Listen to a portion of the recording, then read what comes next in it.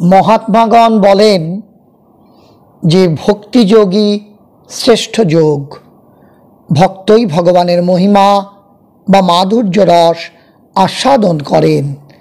ভক্তের কাছেই ভগবান ধরা দেন, কেননা তিনি যে ভক্তাধীন।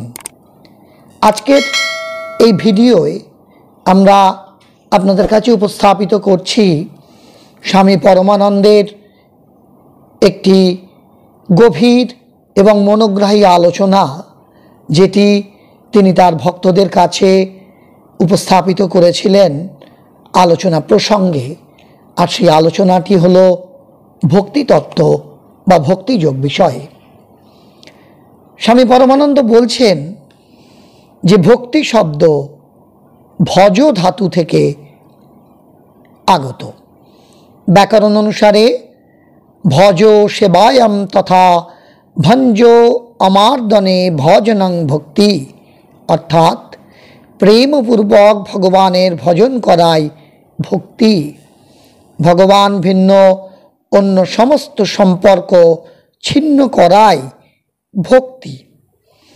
ভক্তি রহস্য সম্বন্ধে বলতে গেলে গীতার 11 অধ্যায়ে বিশ্বরূপ দর্শন যোগে ভগবান শ্রীকৃষ্ণ অর্জুনকে যে সমস্ত শ্লোক দ্বারা উপদেশ দিয়েছেন, তার মধ্যে সবচেয়ে গুরুত্বপূর্ণ একটি শ্লোক হল মৎকর্ম কৃতমত পরমো মদ্ভক্ত সঙ্গবর্জিত নির্বৈর সর্বভূতেষু য স মামেতি পাণ্ডব।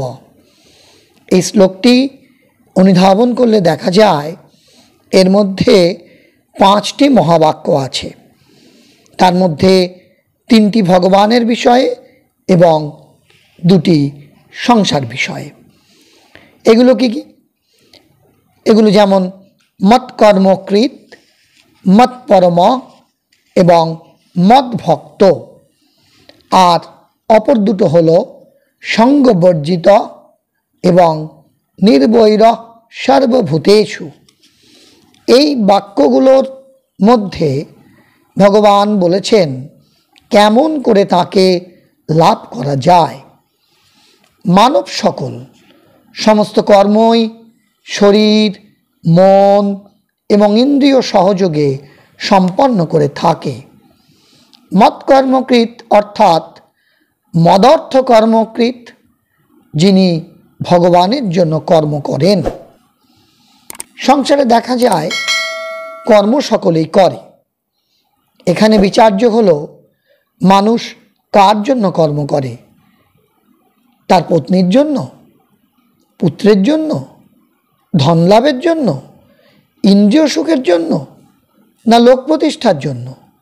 বিভিন্ন উদ্দেশ্য নিয়ে লোক সাধারণ কর্ম করে থাকে, কিন্তু ভক্ত কর্ম করেন ভগবানের জন্য। তার সমস্ত কর্মই ভগবানের উদ্দেশ্যে হয়ে থাকে। তার কর্ম অভিমান মুক্ত হয়।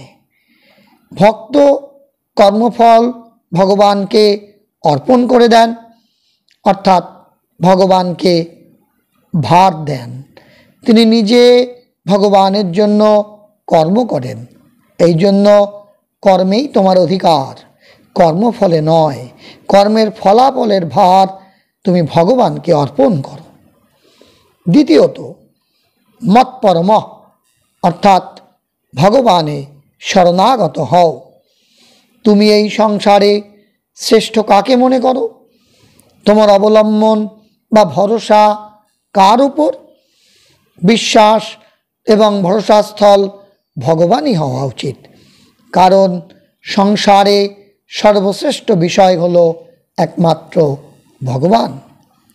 এই সংসারে ধন সম্পদ, মিত্র, পুত্র, পরিবার সমস্ত কিছুই প্রাণ সংকটকালে ছেড়ে চলে যায়। সেই জন্য মানুষের জীবনে সর্বশ্রেষ্ঠ বিষয় হল ভগবান, আর সেই হতেই মানুষের প্রার্থনা হওয়া উচিত তাকে লাভ করা। সুতরাং ভক্ত ভগবানকেই প্রার্থনা করেন, সংসারে ভগবানকে সর্বশ্রেষ্ঠ বিষয় মেনে তাকেই বিশ্বাস ও ভরসাস্থল করেন, আর এরই নাম শরণাগতি। তৃতীয়ত, মদ্ভক্ত। ভক্ত ভগবানকেই প্রেম নিবেদন করেন, কারণ সমস্ত সাংসারিক বিষয় চিরন্তন নয়, একমাত্র ভগবানই নিত্য, শাশ্বত, চিরন্তন। এই কারণে ভক্তের প্রেম ভগবানে অর্পিত হয়। এরপরে সংসার সম্বন্ধে যে দুটি মহাবাক্য রয়েছে সে দুটো হলো সঙ্গবর্জিত, অর্থাৎ সংসারে কারো প্রতি আসক্ত হয়েও না, আসক্তি বন্ধনের কারণ। আর এরপরে আরও একটি বাক্য সংসার সম্বন্ধে, সেটি হলো নির্বৈর সর্বভূতেষু, অর্থাৎ সমস্ত প্রাণীর প্রতি বৈরহীন বা দেশবর্জিতভাবে থেকো। রাগ দেশ বর্জিত হৃদয়ে সমস্ত প্রাণীকুলের প্রতি ব্যবহার করবে। বলা বাহুল্য যে ভক্তিযোগ রহস্য সম্বন্ধে দ্বাদশ অধ্যায়ে ভগবান শ্রীকৃষ্ণ সমগ্র মানবের প্রতিনিধি অর্জুনকে নানাবিধ ভক্তির উপদেশ দান করেছিলেন। এছাড়াও আরও উল্লেখ করা যেতে পারে যে ভক্তির যোগের ক্ষেত্রে উপাসনা কিন্তু একটি বিরাট ভূমিকা পালন করে। সেবা, বিশ্বাস, প্রেমের সঙ্গে সতত ভগবানে যুক্ত থাকাই হলো ভক্তিযোগ। যোগ মানে যুক্ত থাকা বা লেগে থাকা, অখণ্ড রূপে যুক্ত থাকা। যেমন গঙ্গা অখণ্ড রূপে সমুদ্রের সাথে যুক্ত থাকে, সেই রকমভাবে ভক্ত ভগবানের সাথে অখণ্ড রূপে যুক্ত থাকেন। সেই ভক্তিতে যে কোনো রকম মনোবৃত্তি আছে এ কথা ভাবলে হবে না, কারণ মনোবৃত্তি সতত থাকে না, এটা পরিবর্তনশীল। এজন্য ভক্তি মনোবৃত্তি নয়। ভক্ত তো ভগবানে সতত যুক্ত থাকেন, খেতে, শুতে, উঠতে, বসতে, সর্ব অবস্থায় সব সময় ভগবানে যুক্ত থাকেন।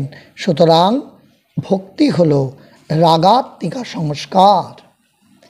তাই ভক্তকে ভগবৎভাবে বিভোর হয়ে থাকতে হবে, ভগবৎ প্রেমে উন্মাদ হয়ে নৃত্য করতে হবে। তখন ভক্তের রোমে রোমে প্রেম ভক্তির স্ফুরণ হতে থাকবে। এই প্রেম ভক্তি স্ফুরণেই ভক্তের চরম আনন্দ। তখন অচিরেই রসরাজ পরম রসিক ভগবানকে বোধে বোধ করতে পারবে ভক্ত। আর এটি একদম নিঃসংশয়োচিত ব্যাপার। আর যদি তা না হয় তাহলে দায়ী হবেন মহাত্মারা, দায়ী হব আমি। এই কথা বলে স্বামী পরমানন্দ তার বক্তব্য সেদিনকার মতন শেষ করলেন। তাহলে বন্ধুরা, আজকের আলোচনায় আপনাদের কাছে উপস্থাপিত করলাম স্বামী পরমানন্দের একটি মনোগ্রাহী এবং অপূর্ব আলোচনা ভক্তিযোগ সম্পর্কে। কিভাবে এবং কেন ভক্তিযোগ অবলম্বন করতে হয় বা ভক্তিযোগকে কেন শ্রেষ্ঠ যোগ বলা হয়। আজকের এই আলোচনা যদি আপনার ভালো লেগে থাকে, আপনাকে যদি সমৃদ্ধ করে থাকে, আপনার যদি মনে হয় এই আলোচনা আপনাকে আধ্যাত্মিক জীবনে এগিয়ে নিয়ে চলবে, তবে অবশ্যই আপনার পরিচিত জনেদের মধ্যে শেয়ার করে দেবেন এই আলোচনা। সঙ্গে লাইক করুন আর কমেন্ট বক্সে আপনার সুচিন্তিত মতামত লিখে জানান। সাথে সাথে আমাদের এই আধ্যাত্মিক চ্যানেলটিকে সাবস্ক্রাইব করে আমাদের পাশে থাকুন। সকলে ভালো থাকুন, সুস্থ থাকুন, আনন্দে থাকুন। ধন্যবাদ।